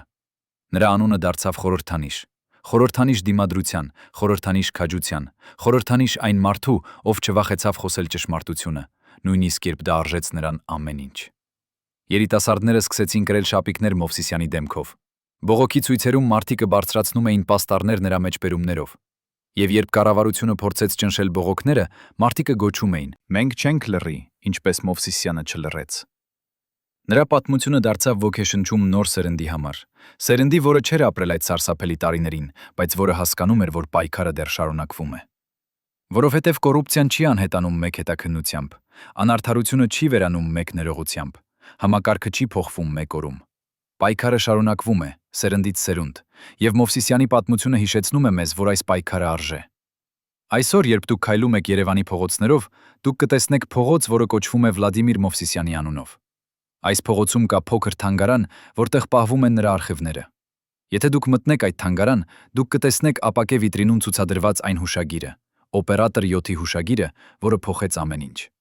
Դուք կտեսնեք ֆոտոները հացի հերթերից, փաստաթղթերը բանկային փոխանցումների մասին, նամակները սպառնալիքներով։ Եվ դուք կտեսնեք վերջին նամակը, այն նամակը, որը Մովսիսյանը գրեց իր ընտանիքին իր վերջին գիշերը։ Այս նամակը հիմա ամենաարժեքավոր ցուցանմուշն է թանգարանում։ Այն պահվում է հատուկ պայմաններում, պաշտպանված լույսից եւ խոնավությունից։ Եվ ամեն օր հարյուրավոր մարդիկ գալիս են կարդալու այն։ Նամակը սկսվում է այսպես. Իմ սիրելի ընտանիք, եթե դուք կարդում եք, սա նշանակում է, որ ես այլևս ձեզ հետ չեմ։ Բայց ես ուզում եմ, որ դուք իմանաք, որ ես չեմ ափսոսում ոչինչ։ Ես ապրեցի այնպես, ինչպես հավատում էի, որ ճիշտ է։ Ես պայքարեցի այն բանի համար, ինչ է իմ ճակատագրին։ Ինչպես ես իմացա, որ իմ ճակատագրին ինչ է իմ ճակատագրին։ Ինչպես ես իմացա, որ իմ ճակատագրին ինչ է իմ ճակատագրին։ Ինչպես ես իմացա, որ իմ ճակատագրին ինչ է իմ ճակատագրին։ Ինչպես ես իմացա, որ իմ ճակատագրին ինչ է իմ ճակատագրին։ Ինչպես ես իմացա, որ իմ ճակատագրին ինչ է իմ ճակատագրին։ Ինչպես ես իմացա, որ իմ ճակատագրին ինչ է իմ ճակատագրին։ Ինչպես ես իմացա, որ իմ ճակատագրին ինչ է իմ ճակատագրին։ Ինչպես ես իմացա, որ իմ ճակատագրին ինչ է իմ ճակատագրին։ Ինչպես ես իմացա, որ իմ ճակատագրին ինչ է իմ ճակատագրին։ Ինչպես ես իմացա, որ իմ ճակատագրին ինչ է իմ ճակատագրին։ Ինչպես ես իմացա, որ իմ ճակատագրին ինչ է իմ ճակատագրին։ Ինչպես ես իմացա, որ իմ ճակատագրին ինչ է իմ ճակատագրին։ Ինչպես ես իմացա, որ իմ ճակատագրին ինչ է իմ ճակատագրին։ Ինչպես ես իմացա, որ իմ ճակատագրին ինչ է իմ ճակատագրին։ Ինչպես ես իմացա, որ իմ ճակատագրին ինչ է իմ ինչը համարում էի արդար։ Եվ եթե այս պայքարը արժեց ինձ իմ կյանքը, ապա այդպես թող լինի։ Որովհետև կյանքը, որը ապրվում է լռության մեջ, երբ դու տեսնում ես անարդարություն, չի արժե ապրելու։ Բայց թանգարանում կա նաև մեկ այլ ցուցանմուշ։ Այսօր ես կորցրի իմ ուսուցիչին, իմ մենթորին, իմ հերոսին։ Բայց ես նաև հասկացա մի բան։ Մովսիսյանը չմեռավ ընդունայն։ Նա ցույց տվեց ինձ, թե ինչ նշանակում է լինել իսկական մարդ։ Եվ հիմա իմ պարտականությունն է շարունակել նրա պայքարը։ Ես երդվում եմ, որ ես երբեք չեմ լռի անարդարության դիմաց։ Ես երդվում եմ, որ ես կպայքարի ճշմարտության համար, անկախ կնից։ Եվ ես երդվում եմ, որ Մովսիսյանի պատմությունը երբեք չի մոռացվի։ Արմանը պահպանեց իր երդումը։ Նա դարձավ մի ամենահարգված լրագրողներից Հայաստանում, հայտնի իր անվախությամբ եւ ազնվությամբ։ Եվ երբ նա մեռավ 2018 թվականին, նրան թաղեցին Մովսիսյանի կողքին, նույն գերեզմանատանը, որտեղ վերջապես տեղափոխվել էր Մովսիսյանի մարմինը եւ տրվել էր պատվավոր թաղում։ Արդյոք Մովսիսյանի պատմությունը երջանիկ վերջաբան ունի։ Դժվար է ասել։ Այո, ճշմարտությունը վերջապես բացահայտվեց։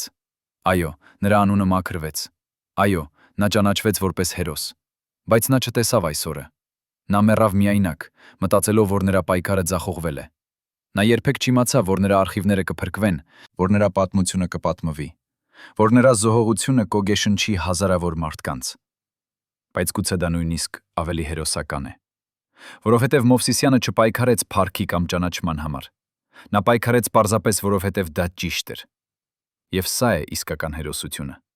Անել ճիշտ բանը, նույնիսկ երբ ոչ ոք չի տեսնում, նույնիսկ երբ ոչ ոք չի գնահատում, նույնիսկ երբ դա արժե քեզ ամեն ինչ։ Մովսիսյանի պատմությունը հիշեցնում է մեզ, որ մեկ մարդը կարող է փոխել աշխարհը։ Ոչ միայն մեծ գործողություններով, այլ նաև փոքր ընտրություններով։ Ընտրությամբ խոսել, երբ ուրիշները լռում են։ Ընտրությամբ կանգնել, երբ ուրիշները նստում են։ Ընտրությամբ պայքարել, երբ ուրիշները հանձնվում են։ Բայց մի հարց դեռ մնում է։ Ինչ պատահեց այն մարդկանց, ովքեր սպանեցին Մովսիսյանին։ Ո՞վ էին նրանք։ Եվ արդյոք նրանք երբևէ պատասխանատվության ենթարկվեցին։ Ճշմարտությունն այն է, որ մենք երբեք չիմացանք նրանց ինքնությունը։ Հետաքննությունը հաստատեց, որ Մովսիսյանը սպանվել է, բայց կոնկրետ կատարողները երբեք չգտնվեցին։ Ոմանք ասում են, որ նրանք մեռել են կամ անհետացել են։ Ուրիշները ասում են, որ նրանք դեռ ապրում են, թաքնված նոր ինքնություններով։ Բայց գուցե դա նույնիսկ կարևոր չէ, որովհետև իսկական հանցագործները չէին այն մարդիկ, ովքեր ֆիզիկորեն սպանեցին Մովսիսյանին։ Իսկական հանցագործներն էին նրանք, ովքեր ստեղծեցին համակարգը, որը թույլ տվեց այդպիսի սպանությանը տեղի ունենալ։ Նրանք, ովքեր վերածեցին հումանիտար օգնությունը բիզնեսի։ Նրանք, ովքեր թույլ տվեցին, որ մարդիկը մեռնեին սովից, մինչդեռ իրենք հարստանում էին։ Նրանք, ովքեր լռեցրին բոլորին, ովքեր համարձակվում էին խոսել։ Եվ այս մարդկանցից շատերը երբեք չպատասխանատվության ենթարկվեցին։ Նրանք ապրեցին երկար կյանք, վայելեցին իրենց հարստությունը եւ մեռան իրենց անկողիններում, շրջապատված ընտանիքով։ Արդյոք սա արդար է։ Իհարկե ոչ։ Բայց կյանքը հազվադեպ է արդար։ Եվ սա է այն դասը, որը Մովսիսյանի պատմությունը մեզ սովորեցնում է։ Արդարությունը ոչ միշտ է հաղթում այս կյանքում։ Հանցագործները ոչ միշտ են պետաժվում։ Հերոսները ոչ միշտ են ճանաչվում։ Բայց սա չի նշանակում, որ մենք պետք է դադարեցնենք պայքարը, որովհետև պայքարը ինքնին ունի արժեք։ Պայքարը փոխում է մեզ, այն դարձնում է մեզ ավելի լավ մարդիկ, այն տալիս է մեզ նպատակ, իմաստ, արժանապատվություն։ Եվ նույնիսկ եթե մենք չտեսնենք հաղթանակը մեր կյանքում, մեր պայքարը կոգեշնչի ուրիշներին շարունակել։ Ինչպես Մովսիսյանի պայքարը ոգեշնչեց Արմանին, Անիին եւ հազարավոր ուրիշներին, ինչպես նրանց պայքարը հիմա ոգեշնչում է նոր սերունդին։ Եվ այսպես, սերնդից սերունդ, պայքարը շարունակվում է, եւ դանդաղորեն, շատ դանդաղորեն, աշխարհը դառնում է մի փոքր ավելի լավ վայր։ Հարգելի հեռուստադիտողներ, եթե դուք հետևել եք այս ողբերգական պատմությանը մինչև վերջ, գրեք մեկնաբանություններում, թե որ քաղաքից եք։ Մեզ համար կարևոր է իմանալ, թե որտեղ է Վլադիմիր Մովսիսյանը դեռ հիշվում։ Եվ բաժանորդագրվեք ալիքին, չբաց թողնելու ճշմարտությունը պատմության կուրքերի մասին։